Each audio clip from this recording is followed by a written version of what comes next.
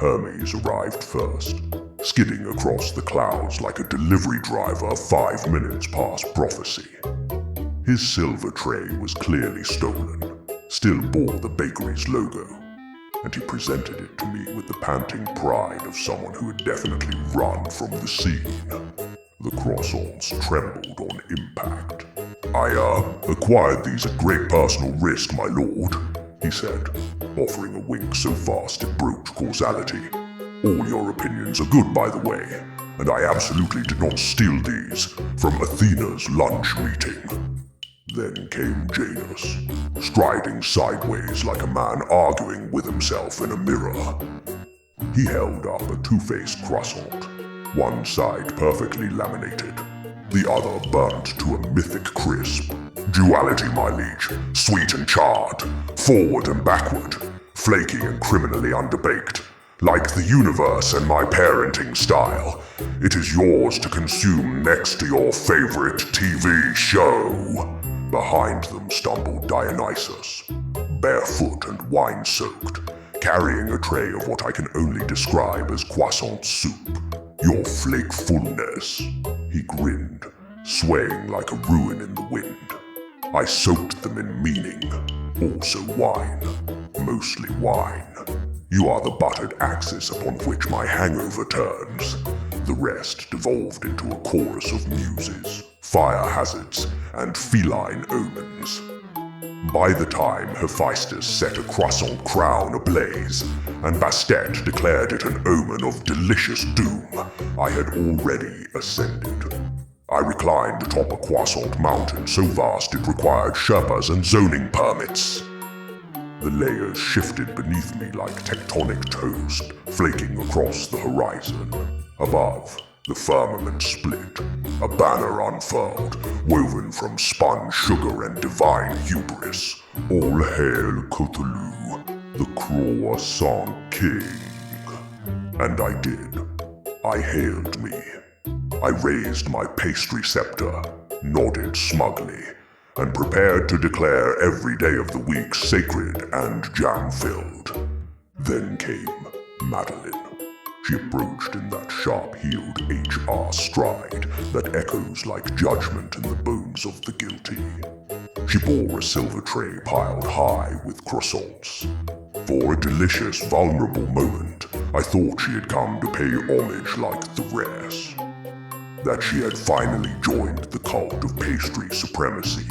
That she would kneel, admit the truth, and renounce protein-forward breakfast ideologies forever. Instead, she stepped up to the foot of my flaky throne, raised the tray like a bureaucratic offering to the gods, and dumped the entire contents directly onto my head. 1,000 croissants rained down upon my glorious brow like edible shame. The pantheons gasped, crumbs rained down my robes like buttered ash. Then, as though struck by a single revelation, they all leaned forward and cried out in unison, "Wake up! A sacred cow is eating your relics!" The throne shuddered. The mountain split. My platter collapsed, and beneath the chorus of gods, I heard the all-too-real hammerbeat of my daughters at my chamber door. Vistarchi's voice struck next, tired, forge-heavy, and about as gentle as a hammer to the temple. Papa, the vault alarms are going off. I groaned into my pillow, clutching at the last buttery echoes of sovereignty. Being woken prematurely is a form of cruel and unusual punishment.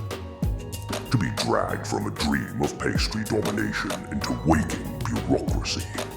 That's not just rude, it's anti-civilizational even if I was an eldritch god in charge of a large library blasting through space. And yet such is my fate, to abandon my golden throne for incident reports, to trade my flaky empire for whatever horror now demands attention from our metaphysical filing cabinet. Because when the vault alarms blare, it consumes all of my attention. And yes, dear listener, before you ask, my interdimensional library has a vault.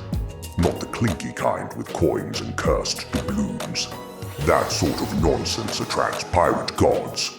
No, this is a narrative-grade, myth-sealed, saga-reinforced containment chamber designed to withstand apocalypse, bad accounting, and romantic poetry spun by Twilight fans. You see, pantheons die messy. They leave behind enchanted dinnerware, self-updating scrolls, haunted footwear, and passive-aggressive totems with unresolved legacy trauma. And rather than lose these narrative landmines to entropy, they stuff them in my vault, go start another cosmic war, and pick up their story-crusted heirlooms like dry cleaning. Sometimes they even tip. Master Cthulhu? Madeline's voice rang out, calm, exact, and merciless. The sound of an HR memo disguised as concern. Stop monologuing to our YouTube subscribers and help. Ah, Madeline, my middle daughter, HR director, keeper of the sedation override. I could picture her perfectly on the other side of the vault door, arms crossed like twin guillotines, blazer pressed so sharp it could cut policy, heels calibrated to echo down the corridor with the rhythm of regret. She doesn't knock. She radiates disapproval through structural supports. I rolled onto my side with the theatrical weight of a dying star and addressed the ceiling. You do realize, Madeline, if you interrupt my monologue, it doesn't end. It multiplies. I will drag this soliloquy past your work hours. I will go into overtime narration. And if pushed, I will escalate to PowerPoint with animated clip art. And considering you assaulted me in my dreams already, I might do it anyway. Your dreams? Yes, I was the king of everyone. All the gods, great and small, paid homage to me. And then you ruined it by throwing pastries at my face. There was a pause. The kind of pause that makes you feel a performance review has already been scheduled. Then her voice again, cool as a glass of water handed to a drowning man. That's rough, buddy. But anyway, try me, and I'll let Croissant-chan redecorate your quarters. She's been hoarding glitter. You will not. That's blackmail. That's management. She said, sweet as arsenic in tea. Now get up! Lakshmi and her cow are stuck in the vault, and Vistarchi can't fix it. Wait, just to clarify, she brought a cow. Why in the name of the void did? A sharp, metallic clatter interrupted me. Vistarchi had dropped her hammer. The sound rang through the corridor like someone had just declared war on metallurgy. She crossed her arms, probably because I couldn't see her, and slowly, like tectonic plates locking into place, probably glaring at Madeline as if she had personally betrayed her. Vistarchi's voice came low and steady, like a hammer strike slowed down. Hey, so don't make it sound like I'm incompetent. The wards are intact. That means they're doing their job. I built them to hold against Ragnarok. Trickster gods. Even one of Croissant-chan's bake sales. If they're sealed for a reason. Madeline smoothed an invisible crease from her sleeve. I get that. I'm not saying you did anything wrong, sis, but the wards are sealed around a goddess we invited, which feels less like protection and more like terrible customer service. Vistarchi's arms folded, tectonic in their finality. The wards react to entropy. Big spikes of it. Like chaos in the air. They don't care about names on the guest list. If Lakshmi tripped them, it means she registered as unpredictable. Madeline's tone stayed measured, curious more than sharp. Entropy. That's how you programmed its guardrails? I thought wards were meant to catch unstable signatures, eldritch tantrums. Hey! Malevolent gods with bad intent, not Lakshmi. Hindu deities carry order with them, not chaos. Why would she, of all people, set it off? Vistarchi nodded once, slow as cooling iron. Exactly. She shouldn't, which is why it doesn't make sense. The wards don't read good or evil. They read pressure spikes in the weave. If her presence set them off, then something about her, or what she brought, doesn't match the usual patterns. Madeline rubbed her face and then folded her arms. So, the system can tell the difference between a goddess and a grazing animal, but it can't tell the difference between an actual threat and a scheduled audit. Vistarchi exhaled, deliberate. I guess. But look, on the bright side, Lakshmi isn't storming the vault. Lakshmi isn't threatening divine wrath either. She's on a cushion, drinking tea, calm as ever. That should buy us time while we figure a way to get her out. I guess it's possible this is just a hazard of doing a divine audit. But it's also possible she's calm because she has a million avatars, and one of them is already 3 steps ahead while we waste time outside this door. That's plausible. Yeah, that makes sense. Vistarchi offered, voice like cooling steel. So she's calm because she's not even here in full. Hindu gods multitask. She could be leading a festival, approving a budget, and balancing karma while sipping chai in our corridor. Madeline laughed. This is such a goofy start to the day. And even the cow looked unfazed. It chewed up a scroll of Beowulf fan fiction while I watched. Didn't blink, didn't cough, just swallowed it. From the other side of the door, my voice cut in, dry as dust.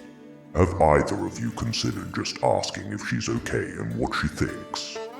You know, by using your words. A silence followed. The kind where I could practically hear 2 pairs of eyes rolling in unison. Vistarchi cleared her throat, ignoring me completely. To be fair, that story had 3 endings. Someone needed to put it out of its misery. Otherwise, Zendaya could be casted in it next.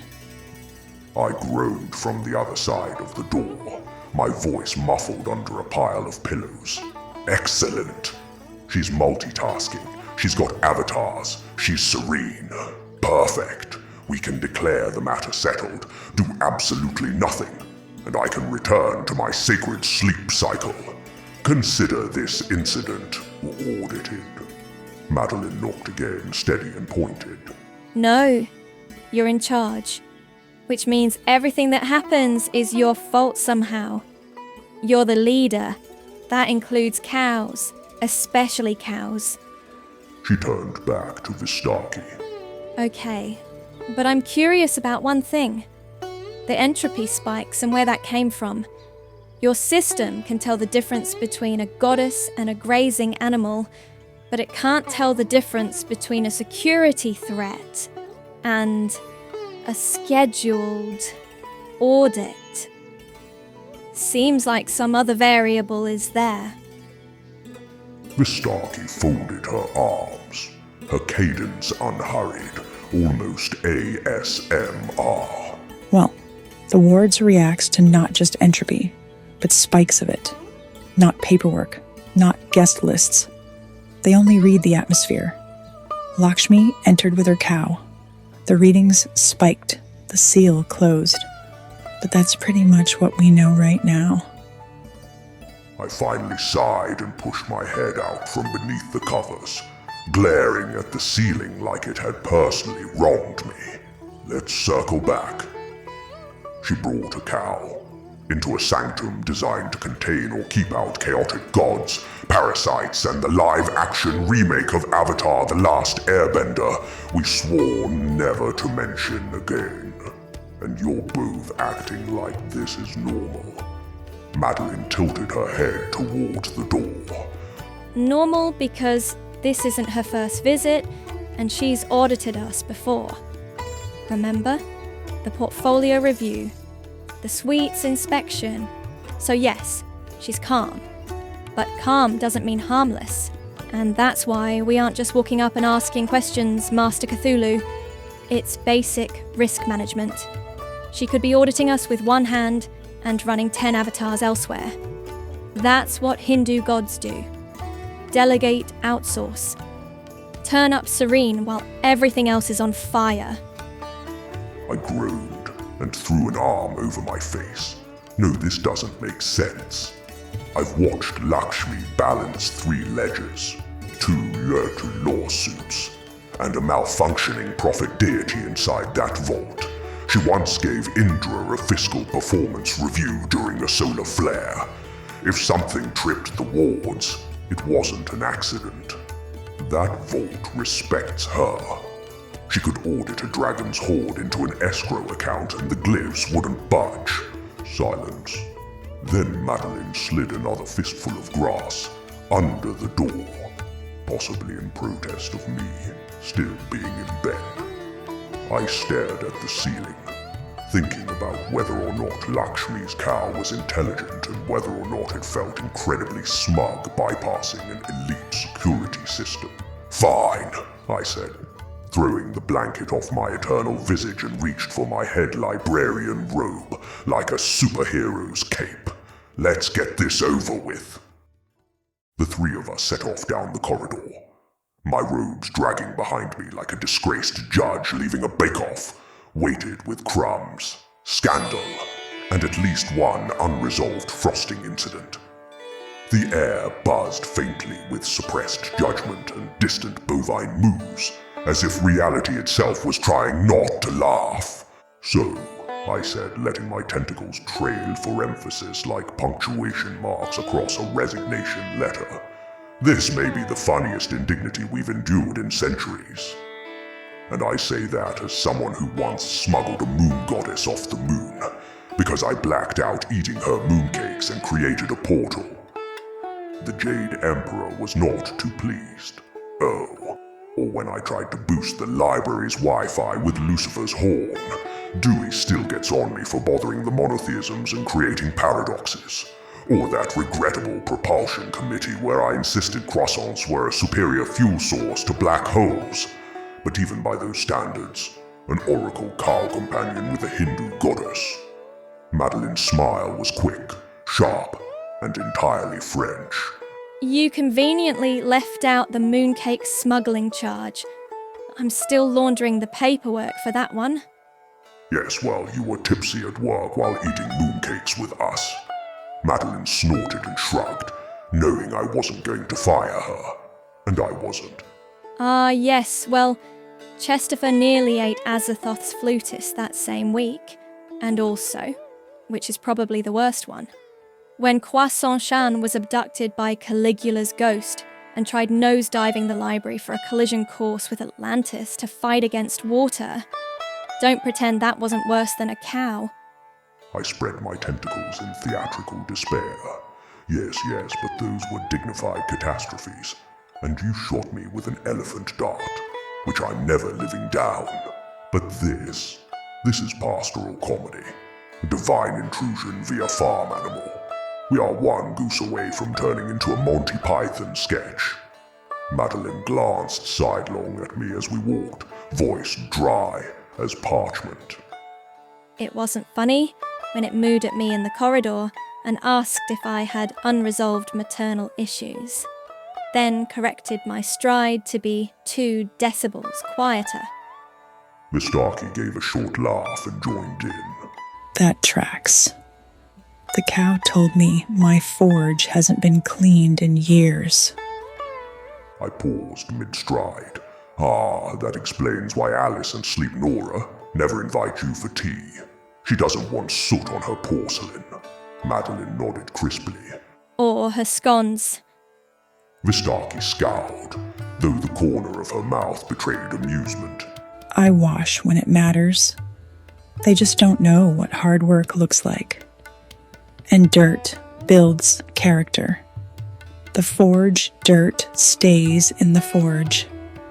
Vistarchi, I said, pointing a tentacle at the faint smear across her cheek. Half the library could track your hammer swings by following the smudge trail. You carry it like a calling card. Madeline hummed in agreement, amused. The cow wasn't wrong. It never is. I sighed. Define never wrong. Madeline's voice turned lightly conspiratorial, like she was offering a deal over wine. It has a way of cutting straight to truths you'd rather not hear. A lie detector. With hooves. If we manage to get Lakshmi out, I might ask if we can borrow it. Imagine the time it would save me in performance reviews. Vistarchi chuckled, half appalled. You'd actually put an anxiety support cow on the payroll? Madeline's smile was thin but sincere. If it gets Chestover to admit what he's eaten without 3 days of scavenger hunts? Absolutely. I slapped my forehead with a tentacle. Out of the question. I'm not paying more premiums for a bovine polygraph. Yog Sothoth might get ideas next time we meet. Anyway, I steepled my hands like a scheming professor about to assign group work. So, to summarize, it's grazing through our archives, correcting posture, evaluating trauma, and issuing performance reviews. A literal cud-chewing HR department. Lakshmi said it helps her survive the worst of the Kali Yuga. Madeline explained. Apparently it moved once, and her retirement portfolio rebalanced itself. Funny.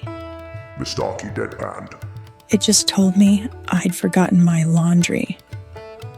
And my GPA still haunts the interdimensional record. What does an anxiety support cow know about your GPA? Too much. Madeline interjected, deluding herself with power to the heights of my croissant throne. If it is staying, we need to classify it as staff or an intern. Technically, it's already exceeded the emotional output of 3 interns and 1 minor deity. Maybe we can let her play with Chestover. He's been stress-eating again. Vistarchi frowned, hammer tapping against her shoulder like a ticking clock. Define stress eating. Madeline answered without missing a step.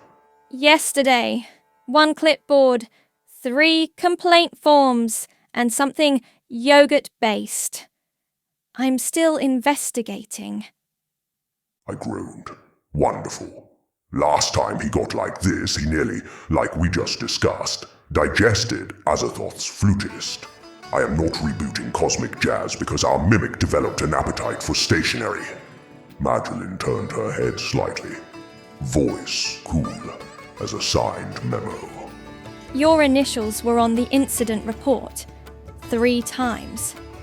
I waved a tentacle, dismissive. My initials are ceremonial. They don't count. I sign things to encourage morale. So, just to be clear, you consider your official approvals motivational stickers. Exactly.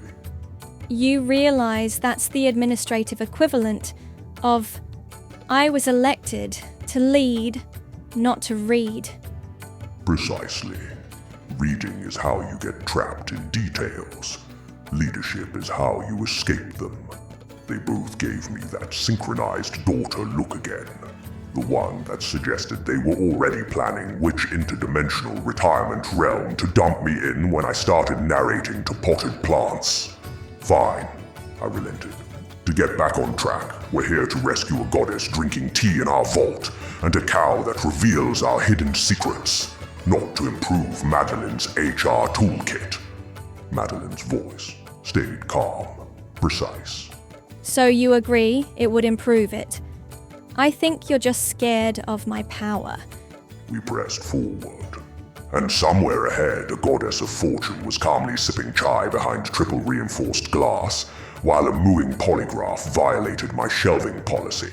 Through the glass, Lakshmi sat cross-legged on a makeshift throne of epics, serene as a ledger that balances on the first try. She had somehow conjured a cup of chai, steam curling upward as if the vault itself had boiled the water for her. Beside her, the cow chewed grass with devotional patience. Madeline stopped at my shoulder. She appears comfortable. Very much at home, I said, as if the word comfortable itself were a misdemeanor in my closet of timeless trinkets. Lakshmi looked up from her tea like a newly minted bodhisattva, her bracelets chiming. Oh, Cthulhu and friends, you've let the dust collect in this corner again. Really? Such a magnificent vault and no feather duster? At my mother's house, oh, she was always worrying about dust. Terrible for the lungs. You would have been marched outside with a broom by now. She trailed into a story about her cousins cleaning shrines during monsoon season, entirely unfazed by the wards. Madeline wrapped the glass lightly. Lakshmi, are you okay? Do you need us to get you anything? Give or take what we discover. This might take a while. Lakshmi waved the idea away, still smiling. Stuck? Oh no, I simply sat, and the room was kind enough to close its doors. A little privacy, a little quiet. What else is a vault for? Very few disasters survive tea. She took a sip, bracelets chiming again. The cow lifted its head, turned toward her, and spoke with blunt, cathedral patience. You forgot to turn the oven off before you left. Your ancestors took note. Lakshmi's eye twitched, only slightly. I folded my tentacles in triumph. Ah, so it harasses everyone, not just me. Good, at least we suffer equally. The head shook, mooed, chewed once, and then spoke with the gravitas of a news forecasts. He avoids conversations by turning them into lectures. My tentacles bristled, and my wings almost popped out in defense. Excuse me. But Lakshmi only patted its neck. As you can see, honesty is her gift. Don't take it personally. She once told Indra he had poor posture during a coronation. He still thanks me for that correction. Madeline leaned forward, her tone professional but not unkind. Lakshmi, forgive me, but is this really you? Or is it an avatar? We've been wondering if we're dealing with your full presence or one of your, remote offices. Lakshmi smiled faintly, eyes crinkling with amusement. Oh, this body is me. But it is also an avatar. The distinction is mostly academic. A goddess cannot be everywhere and yet must be. Think of it like your library branches. You are not less the library because you are here instead of in a distant archive. You are simply distributed, like mango chutney across flat bread. One spreads thin, but the flavor is still true. I snorted. Wonderful. She just reduced omnipresence to the condiment aisle. Truly the divine made accessible. Lakshmi chuckled softly, clapping like we were children in school understanding a math problem. I find food metaphors very grounding.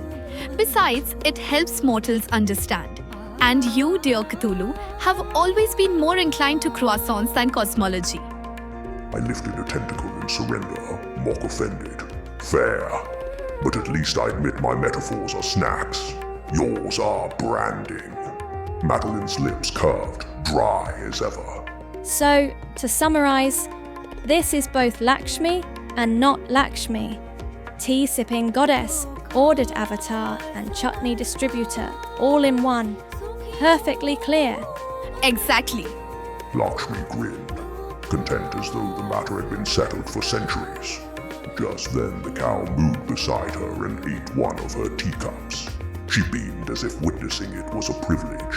She tells the truth. That is her service. It is medicine.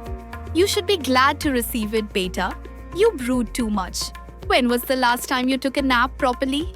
Not half sitting at your desk, drooling onto contracts. A nap with a blanket, a pillow. You know, they say the body holds tension if you never nap on your left side. That's why my aunt gets migraines, though she insists it's her husband. Men always take the blame for migraines. Anyway, I keep a special pillow just for naps. Otherwise, I lie there thinking of tax forms I forgot to file. And the tax office is very judgmental about pillows. Terrible cycle. So yes, truth is medicine. And naps, mostly naps. Madeline, Vistarchi, and I exchanged glances with each other. Lakshmi, this is a vault, not a sleep clinic. I designed it to withstand Ragnarok and Enron poltergeists, who still believe in creative accounting, not your napping schedule. Lakshmi sipped her tea, nodding as though I'd just proven her point. Exactly. That's the problem, isn't it? Everything you design is for the potential of war or bureaucracy. But what about rest? Do you know why so many demons reincarnate with ulcers? No naps, no proper pillows. My cousin's husband went mad in the Kali Yuga because he never once lay down without his sandals on. Paranoia. Do not underestimate sleep hygiene. I dragged a claw down my face. Madam, I envy you. Hindu gods at least get avatars. Spare bodies, decoys, cosmic interns to absorb the worst of existence while you sip chai in your vault. What do I get? A pet mimic who eats furniture like it's emotional support. And 2 eldritch daughters who want to resolve crises either by throwing a rulebook or an axe at them. I gestured broadly to my companions. The scalpel and the hammer. That is my staff. The Hindu pantheon have avatars. I have a motley crew for a pantheon. Madeline turned to Vistarchi. Does he know we're standing next to him? I, for one, am quite aware. Then you're also aware that you sit on a throne of lies? Keep talking, Papa. Every word is another nail in your own coffin. Madeline scrolled calmly through her tablet. He doesn't mind. He probably thinks being immortal makes him invincible, filing his own coffin as an expansion project. I bristled, tentacles flaring like offended punctuation. Excuse me. Yes, I'm quite aware immortality does not equal invincibility. I bruise. I blister. I have stubbed a claw on library furniture more times than I can count. And believe me, eternity gives you time to count. I am vulnerable in countless ways. Existential, metaphysical, gastrointestinal. Do you have any idea what happens when a god eats expired yogurt? Empires topple. Vistarchi smirked, hammer resting on her shoulder. So, what you're saying is, you can survive Ragnarok, but not dairy. Madeline typed something with surgical precision. Noted for the HR file. Weakness. Expired yogurt. Not weakness, I snapped, flailing in outrage. A tactical limitation. There is a difference. The cow raised its head, chewing slowly. You all secretly love one another. Madeline, ignoring the cow, tapped her stylus against her chin, considering. Then perhaps HR should classify you as fragile inventory. Or better, maybe you need a timeout. A controlled environment. We could lower you gently into a fish tank for observation. My wings snapped open in indignation. A fish tank. Do I look like aquarium decor? Am I to be reduced to castle ornament beside a plastic diver, bubbling endlessly while interns feed me flakes twice a day? It would build empathy. At least then, you'd know what your staff feel like in your containment protocols. Lakshmi nearly spilled her tea, laughing, bracelets chiming. Oh, a fish tank. Yes, my children had one once. We named every fish. They all died in a week. Terrible omen. I cried for months. My husband told me it was educational. But what did the children learn? That everything they love floats belly up eventually. I still think about that tank when I'm anxious, which is every day. Madeline scrolled calmly through her tablet. You know what, guys? Avatars, mimics, hammers. It's all just unpaid labour, dressed up as divine innovation. At least Lakshmi admits hers are interns. Lakshmi wagged her finger. Oh, beta, no. Avatars are not interns. Don't be fooled. Do you know how much stress comes with running one? I once spent an entire incarnation trapped in a rice granary because I sneezed too hard during a harvest ritual. You think your mimic is difficult? Try having a farmer's goat chew on your sari while mortals pray to your toes for a better dowry. Stress, anxiety. My poor mother nearly fainted when she heard. She shook her head, eyes distant. I still can't go near a granary without twitching. Even so, I think Papa might need an avatar or a stunt double because one bad carton of milk, and it's a United Nations level of crisis. Ridiculous, I scoffed, spreading my arms. If anything, I'm the backbone of this entire enterprise. Without me, you'd both still be arguing about whether lava qualifies as central heating. At that moment, the cow's voice floated through the warded door, low and perfectly timed. Your greatest weakness is not dairy. It is the monster yearning to fit in within the monologue, Cthulhu. They are sarcasms disguised as poetry, long speeches, so you never have to say plainly what you need. I am an immortal librarian, wielder of cyclopean knowledge, bane of pantheons, was suddenly unable to form a single syllable. My tentacles twitched uselessly, like punctuation marks deleted mid-sentence. Madeline's mouth opened, then closed again, as if even she couldn't find the proper words to convey. Vistarchi's hammer sagged against her shoulder, not from weakness, but from the sheer audacity of watching livestock perform psychoanalysis with surgical precision. And behind the glass, Lakshmi slurped intensely from her teacup. She drank with the serene gusto of a woman settling into her favorite serial drama.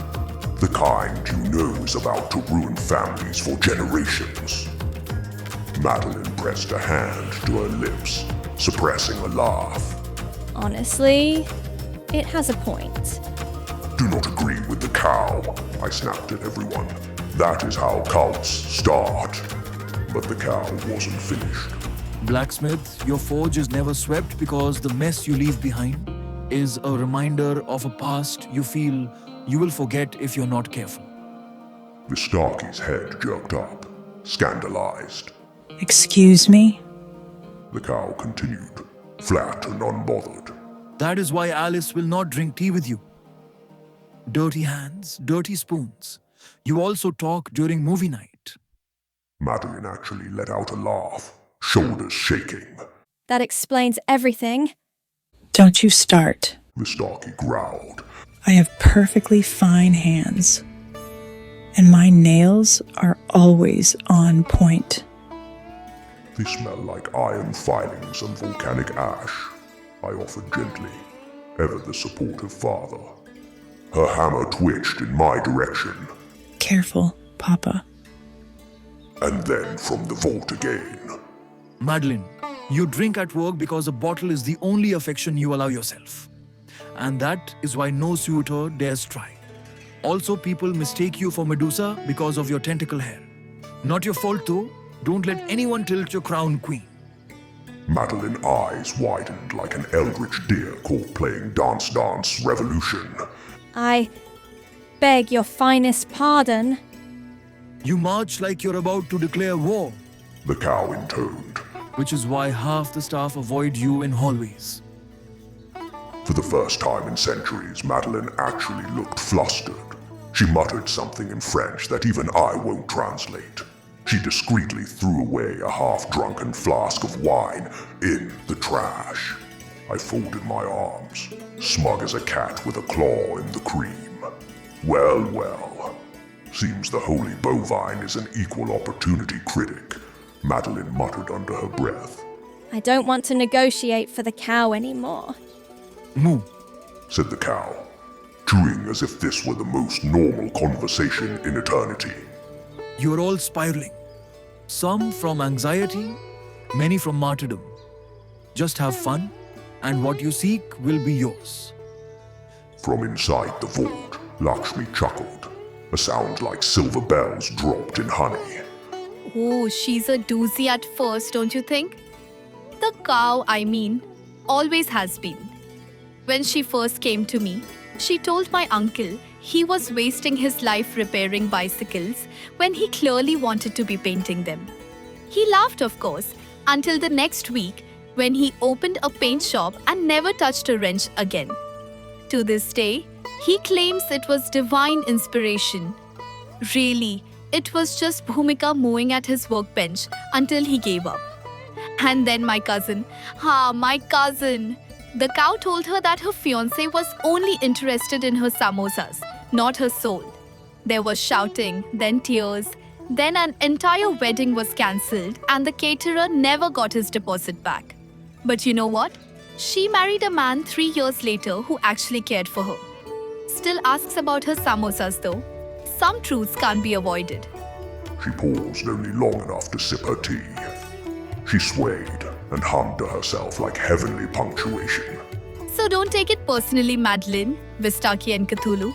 The cow blurts, and the blurts sting, but they are rarely wrong. You will find she has a talent for cutting past all the lovely stories we tell ourselves. She doesn't know tact, poor thing, but she knows truth. That's what you're really locked in here with. She sipped her tea, bracelets chiming, and then leaned forward conspiratorially. Still, it could be worse. The Buddha, for instance. Oh, you think he'll go gently, hand on your shoulder, guiding you toward the 8 noble truths like a kindly uncle at a festival? No. He waits until you're comfortable, until you believe you've grasped something, and then She snapped her fingers, bangles ringing. he dismantles you with one question so sharp you wonder if your skull is still intact. Once, he asked me if I was clinging to my own compassion. Compassion, can you imagine? I didn't sleep for 3 nights, certain I was a fraud. He smiles the whole time too. Smiles and leaves you to your unraveling. Her eyes darted quickly to the cow, then back to us. Her right eye twitched. She cleared her throat, laughter bubbling up a touch too brightly. But never mind all that. Tea helps. And cows. Cows are far gentler, wouldn't you say? A moo is softer than enlightenment, and you can always tell them to graze. She laughed, bracelets ringing nervously, as though she hadn't just confessed to spiritual whiplash. Wow. Well, congratulations, Father. You've met your match here. Vistarchi smirked faintly. She's out monologuing him. I bristled, wings unfurling slightly. Oh, you all have jokes. But I'm sorry to inform you all, that's impossible. I am the gold standard of endless complaints. Lakshmi straightened with mock pride, bracelets chiming. But I am the mother who checks your gold standard twice for fingerprints and asks if you've eaten. Endless complaint is my inheritance. The cow glanced at me over a pile of paternity test results. I suspect it was Zeus. There was something about the way that bovine stared that made me particularly feel pierced with the gaze of another librarian. It moved prophetically like a kindergarten teacher. Tulu, you rehearse speeches instead of conversations. It observed. It is far safer to be present with friends than to be perfect in the moment. I had the indecency to feel seen. I narrate, I offered. Unsure why in fact I was defending myself to a cow chewing on coins minted with Cleopatra's face. It's a professional hazard and a byproduct of being older than stardust. Is that so? The cow mused, turning back to me after licking brine off an old Norse saga. But you also call your daughters staff so that the feelings of love feels procedural and safer to misplace if it backfires. You are nigh omniscient, but your emotions are as vulnerable as a mewling cup. The ward light made a quiet sound I have only ever heard in churches and machine rooms. I looked at my daughters, the scalpel and the hammer, and found myself briefly annoyed with how precisely a herbivore could summarize me. That is outrageous, I said, heat rising in my voice. Categorically false. I call them staff when I'm delegating. Daughters are for dinners or sentiment. Staff are for crises, which this is. Lakshmi leaned forward, eyes wide, bracelets jingling like she was about to scold me for leaving wet laundry on the line. Oh, but don't you see? That's what we all do. We rename the people closest to us because the words are safer than the feelings. I call my cousins committee when I'm afraid of them. I call my husband's nephews tax collectors because they always ask for things. And don't get me started on my mother-in-law. She calls me that girl as if I'm still 1900. Every title is a shield. But shields get heavy, My shoulders ache when I lift them. I need to hire a chiropractor. She set her tea down, clearly warming to the tangent. When my eldest cousin had her first child, she insisted on calling him Project. Oh, she meant it playfully. She was an engineer, always tinkering. But by the time the poor boy turned 10, he asked if his allowance came with performance reviews. Imagine, a child measuring his chores like quarterly targets. He cried once when she marked his handwriting as needs improvement. He is 30 now and still introduces himself at parties with PowerPoints. So yes, the cow is right. We turn our love into procedure because procedure is tidy and love is messy. And then the procedure becomes the mess.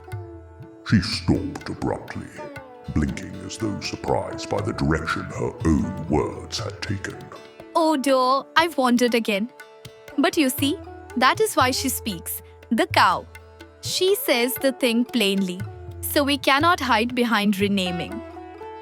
I drummed my claws against the vault glass, reluctant but cornered. And tell me, Lakshmi, how do you handle these sons and daughters of yours? Have you raised hammers and scalpels that argue like Parliament? Because unless you've had to corral your own metaphors into adulthood, I don't see how you understand what it is to name them staff for survival. Lakshmi gave a rueful smile, stroking the cow between its horns. Sons, daughters, cousins, nieces, nephews. I have lost track. In a family like mine, they multiply like festival sweets. Some listen, some argue, most borrow money. This is family. We are all one great big divine comedy. The vault light gave a bored flicker, like a clerk tapping a pen. Nothing moved. Nothing opened. Madeline checked her tablet. Strange. Normally, Croissant-chan would have burst in by now with frosting excuses, or at least a fire hazard. Vistarchi grunted. She's probably asleep. She always is when things collapse. That thought hung in the air a little too long. I sighed, wings drooping. Convenient, isn't it? The youngest snores through the apocalypse, while the rest of us bleed ulcers to keep the roof intact. Story as old as pantheons. Lakshmi perked up, bracelets chiming. Oh yes, my youngest cousin too. Slept through an entire wedding. People passed her like a tray of sweets, still asleep. Meanwhile, the rest of us were sweating through saris, trying to keep the dowry unburned. And do you know what everyone said the next day? Ah, how peaceful she looked. Peaceful. She was unconscious while I developed heart palpitations. Sometimes I wonder if I should have joined her. Of course, then, my mother would have said, Lakshmi, you're lazy. And I'd never hear the end of it. So I drank 5 cups of chai and worried instead. The cow raised its head, chewing coins like they were cud. So you all protect the youngest while resenting the cost. Madeline's pen hovered, dangerously still. Actually, no, Mr. Cow, I don't think that's correct. Maybe I don't resent her. I just notice that I don't get the same indulgence. No one ever says peaceful when I collapse. They say sharp, unforgiving, or HR. It's exhausting. Vistarchi tightened her grip on her hammer. And I fix everything she breaks. But I also get to watch her learn. which means everyone praises her for chaos and me for cleaning up. But isn't that what sisters do sometimes? You'd think being the eldest meant command, but mostly it's chores. But there's also joy. I steepled my claws, the universal gesture of impending sarcasm, but the truth leaked anyway. And me, I narrate it, file it, wrap it in procedure. Because if I admit I'm tired of cleaning up after you all, I'd have to admit I'm afraid to lose you. Easier to call you staff. Staff can be replaced. Daughters cannot. The walls gave a low, approving thrum, as though they'd stamped the form process. The vault light flickered again, impatient, as if to say, "Yes, more truth, please." Madeline reached for the wine that was no longer in her pocket, and realized what she was doing, and sighed. You know, Croissant-chan's absence is the most Croissant-chan thing she could contribute. Just like all of us. Vistarchi grunted in acknowledgement. Sleeping through the apocalypse should be her job title. I exhaled like a collapsing filing cabinet. Yes, well, she naps and the rest of us pay the emotional invoice. The motley crew that cleans up after her. One hammer, one scalpel, one monologue.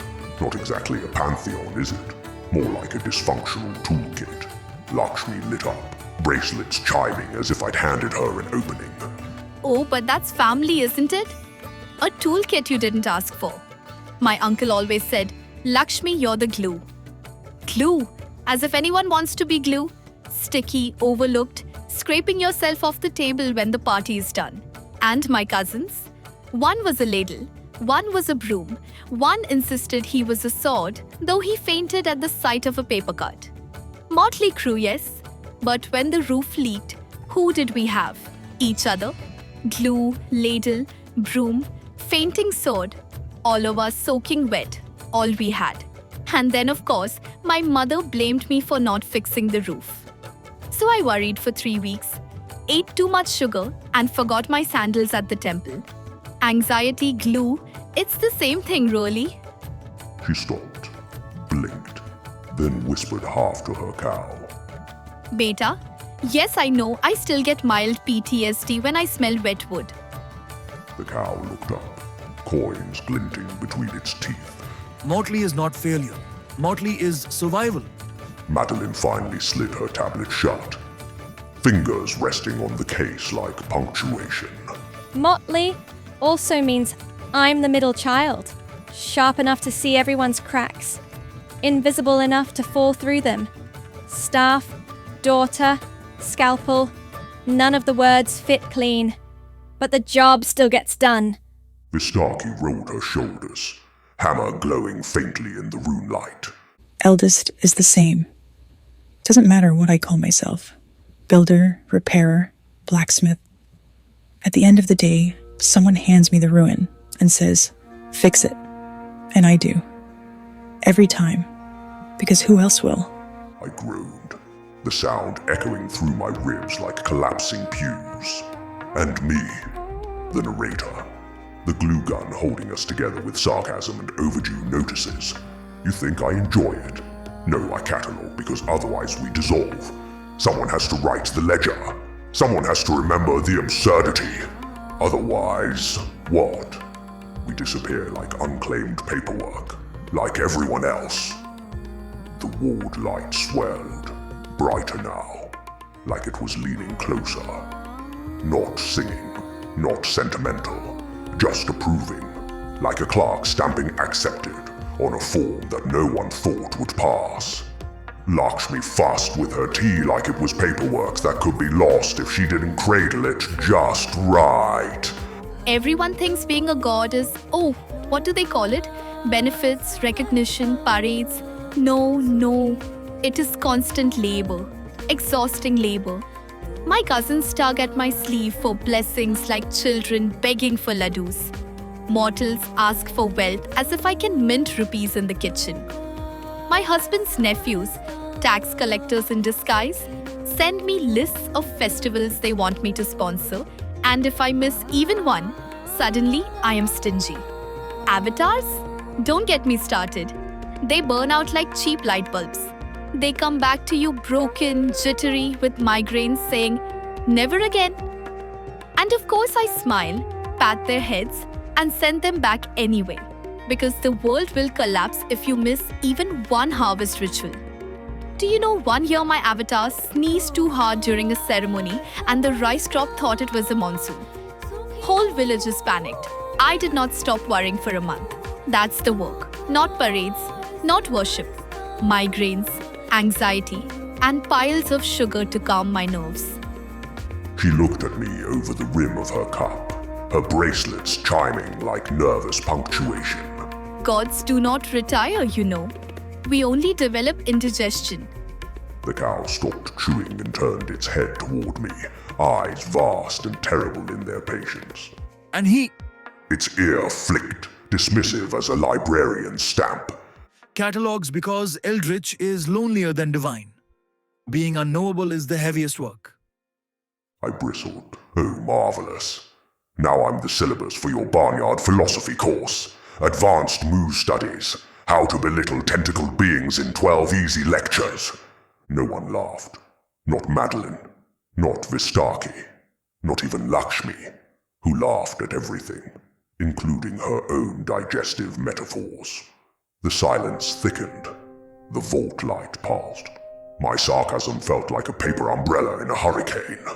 The truth bled out of me, reluctant and ancient. Do you even know what I am? Madeline arched a brow. Vistarchi tilted her hammer. Lakshmi sipped. The cow chewed. You see this shape? I went on, gesturing at my body, my tentacles, my wings. Archivist, petty tyrant of overdue notices. Father, boss, squatter in cardigans. You think this is me? No, this is the mask. This is the safe version. The library avatar. A projection tidy enough to stand in corridors and scold you about cow placement. But beneath, the air tightened. The wards hummed, uneasy. Beneath is excess.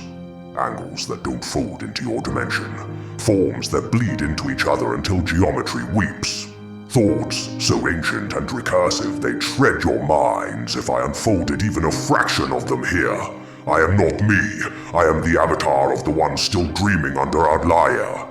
You call me Papa Staff, Master Librarian, but you have never met the sleeper underneath, and I pray you never do. Do you know what Lovecraft did? He took the sleeper and made it small. He stuffed us into pulp, smeared us with adjectives like tar, and called that terror. He thought fear was the only honest reaction to us. He was wrong. Fear is the easy reaction.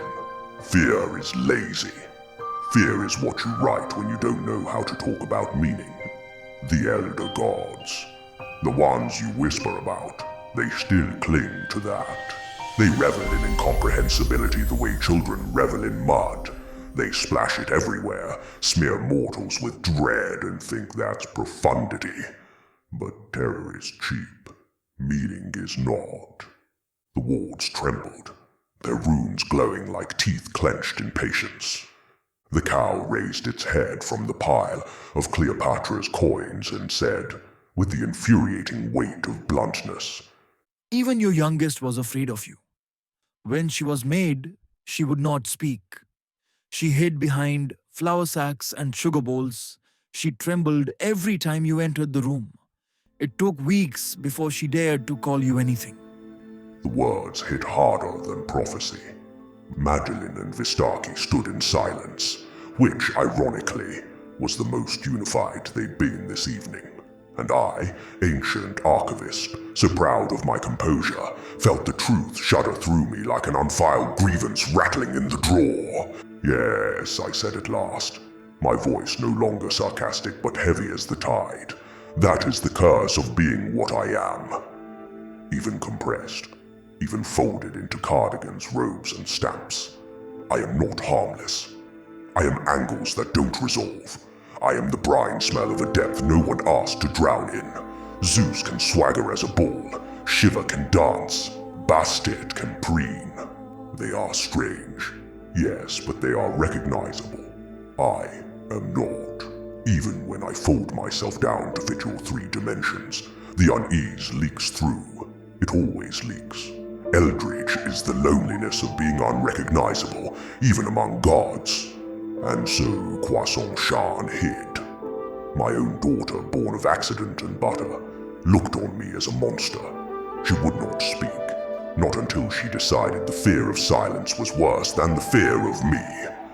Do you know what it is like to wait for your child to decide you are survivable? To sit in your own library, surrounded by infinite knowledge, and realize none of it teaches you how not to terrify your own blood. The wards groaned, the sigils bending under the weight of admission. The silence that followed was not empty. It was church silence, forge silence, the silence of something greater straining to listen. So why daughters? Do you think I spawned family out of warmth? I don't know. But if I did not tether myself with them, I would unfold. I would stop pretending to be safe. The sleeper would stir, and everything collapses. They are not just my children. They are my gravity. My voice cracked on that last word. Not with fear, I am fear, but with the indignity of admitting it. The ward light groaned, the sigils stuttering as though they'd heard something older than themselves. Lakshmi exhaled, sensing that it was impossible for me to speak further.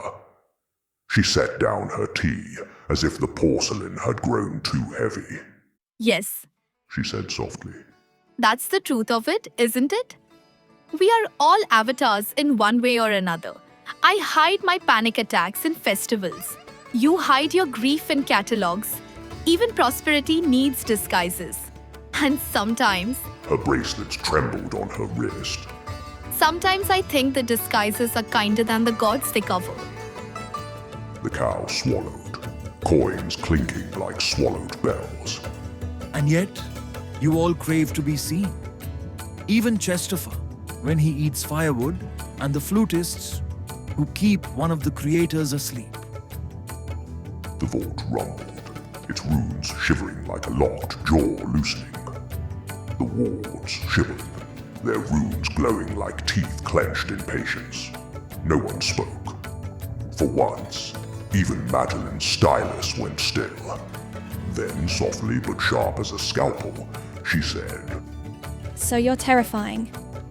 Congratulations. We already knew. It's practically an HR category at this point. Eldritch, highly irregular, prone to cataloguing. But you're also the reason any of this holds together. I'm a scalpel. Vistarchi's a hammer. Croissant-chan's, well, she's Croissant-chan. None of us would orbit each other without you sitting in the middle, filing, stamping, narrating. You're ballast, Papa. Terrifying ballast, yes. But ballast all the same. Vistarchi tapped her hammer against the floor, once, as if sealing the record. You don't need to be Zeus or Bastet or anyone recognizable. You don't need to fit. We don't need you palatable. We need you strange. Because if Eldritch means incomprehensible loneliness, then that's our inheritance too. You made us. Part hammer, part scalpel, part croissant chaos. A toolkit no sane god would assemble. But it works. Because you're the center bolt, keeping us from scattering into parts. She gave me a long, smoldering look. So stop acting like your alienness is a curse. It's our family trait. Madeline smirked without looking up. And besides, if you're too terrifying for anyone else to poach, that's job security for us. I opened my mouth to retort, but Lakshmi set her cup down, with a delicate clink that cut through the air, like a temple bell. Her bracelets chimed as she leaned forward, eyes suddenly bright. Too terrible to know? She echoed, half laughing, half scolding. Beta, don't flatter yourself. I have lived through worse than angles and shadows. I am prosperity. Without me, even your archives rot. I am the eternal light that outlasts famine. I am the one mortals turn to before they even pray to their gods. And still I worry over chutney. Do you know what that means? Famine knocking on my door like an in-law. Greed clawing at me like a neighbor's child who won't go home. Plague, corruption, shortage. Always visiting at festival season. Always demanding extra sweets. And what did I do? I fed them ladoos, put them to bed, and still brought the harvest. Do you think a few incomprehensible geometries frighten me? She wagged a finger, bracelets jingling. Of course, I still wake up at night worrying if the price of rice will triple again. My husband laughs. Lakshmi, let it go. But how can I? The whole cosmos depends on these little things. Once I lost sleep for a week over a missing ledger entry about sesame seeds. Sesame, imagine me, the supposed supreme goddess, panicking over chutney. She shook her head, laughing nervously. But that is the work. That is the weight. And yet I am still known, still loved, still endured. Her eyes softened, cutting through her own ramble. So don't tell me you're too terrible to know. You fold yourself down and call it mercy. But perhaps it is fear. And fear, my dear, is only love waiting to be braver. The cow lifted its head, coins gleaming between its teeth, and moved in agreement. The vault groaned, sigils trembling, locks creaking, not in anger, but in recognition. It was the kind of silence that should have been sacred, heavy, transformative, the sort of silence you could build temples on. Madeline broke it with her usual surgical calm. That was very moving, Papa. Truly. But just so we're clear, if you ever decide to unfold in the middle of the library, I still have a dart gun in my desk. Elephant grade. Proven effective. I swiveled all available eyes toward her. You tranquilized me once, Accidentally. she said, entirely without remorse. But it worked, didn't it? Vistarchi snorted, leaning on her hammer. He was out for 2 days. I had to run the forges and filing. Lakshmi pressed her fingers to her lips, horrified and delighted in equal measure. Oh my goodness! You sedated an eldritch god with animal control equipment? My aunt once tried that with my uncle during Diwali. He still has nightmares like he's in Jumanji. Did you check for side effects? Do you need a list? I can send you one. The cow chewed with deliberate patience. Perhaps honesty is the only tranquilizer that lasts. There was a long meditative pause, as if we were all suddenly monks thinking about the Dharma. And then Lakshmi rubbed her 4 hands together, bracelets chiming like a nervous accountant about to hand back exam papers. All right, She said brightly. I have good news. The vault whirred, then let out a long mechanical sigh, as if its joints were relaxing after a century in committee. The runes dimmed with bureaucratic relief and the vault door popped open. You passed! Audit complete. Your karma is cleansed and the tea is still piping hot. Gold stars for everyone. The surprise on our faces could have been clipped straight onto a meme page. Caption: when the cosmic audit ends in a sticker chart. You mean to tell me this was a test the whole time? I croaked. Dear listener, I had to sit down. My head felt heavy in multiple dimensions, like the library itself had dropped a stack of overdue encyclopedias onto my frontal lobe. The wards hummed smugly, as if they'd been in on it. Lakshmi clapped all 4 hands together, bracelets chiming like a sales jingle. Beta, when they say life doesn't come with a report card, technically they're wrong. That's for school. But someone, me, is always watching. And we had a cow of a time. She grinned, clearly delighted at her own pun, then added in a rush. Oh, was that too silly? I panic when I end serious conversations, so I always make a joke. My children hate it. But it's true. We had a cow of a time, didn't we? And you passed. Madeline's composure cracked, just slightly. She snorted, sharp as an office stapler misfiring, and hurled her clipboard across the vault in exhausted surrender. It landed on a cushioned seat, perfectly upright, as if mocking her. You know what? Well done.